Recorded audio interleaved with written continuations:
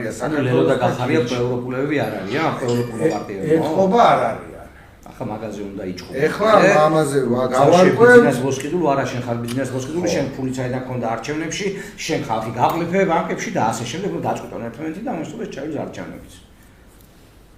არ ვიცი, მე გეუბნები ტოტალური შიზოფრენია უჭირს მეთქი და რა. კომენტარის გაკეთება მიჭირს, გუში მე რაც მოვისმინე და პირადი საუბრები რაც მქონდა, ასე ვთქვათ, ნაციონალური მოძრაობის, ახლების, გახარიას და ლელოს წევრებთან და სამოქალაქო აქტივისტებთან მე რაც ვუსმინე, არც მინდა ეხლა დავაკონკრეტო და ვამთავრებ ზუსტად ერთ წუთში.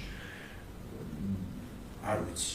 მე კიდე რაღაცა მცირედი იმედი დამჩა, წინ გვაქვს ივლისის თვე, სანამ საბოლოოდ დადგება ის რუბიკონი და რატომღაც მაინც მაქვს იმედი ახალგაზრდების, სტუდენტების, ცოტა გონიერი ბებერგაზრდებისაც, სამოქალაქო აქტივისტებისაც, რომ აი ამ ყველას 8-ს კი არა, 88 პარტიას და 77 სამოქალაქო ორგანიზაციას დაგვაძალებენ ყველას ერთად გაერთიანებას აგულისხმობ ერთ სტრუქტურაში, რაც ერთობის შეკვრას და ყოველ შემთხვევაში გვეცოდინება მაინც ან ყველა გავდივართ არჩევნებზე, ან ყველა ვაწყობთ რაღაცა, რა ქვია მაგას, ამბობს, ან ყველა ვეგუებით, ან რაღაცა ჩვენ გზაზე მივდივართ, მაგრამ იმაზე მაინც ვთანხმდებით, რომ სადაც შეგვიძლია ერთმანეთს ვეხმარებით და არ ვლანძღავთ, არ ვაგინებთ და ფეხს არ უდევთ, იმიტომ რომ განსხვავებული აზრი ამისთვის არსებობს და სხვადასხვა პარტია ამისთვის არსებობს, მიუხედავად იმისა, რომ მტერი არის დიდი და საერთო,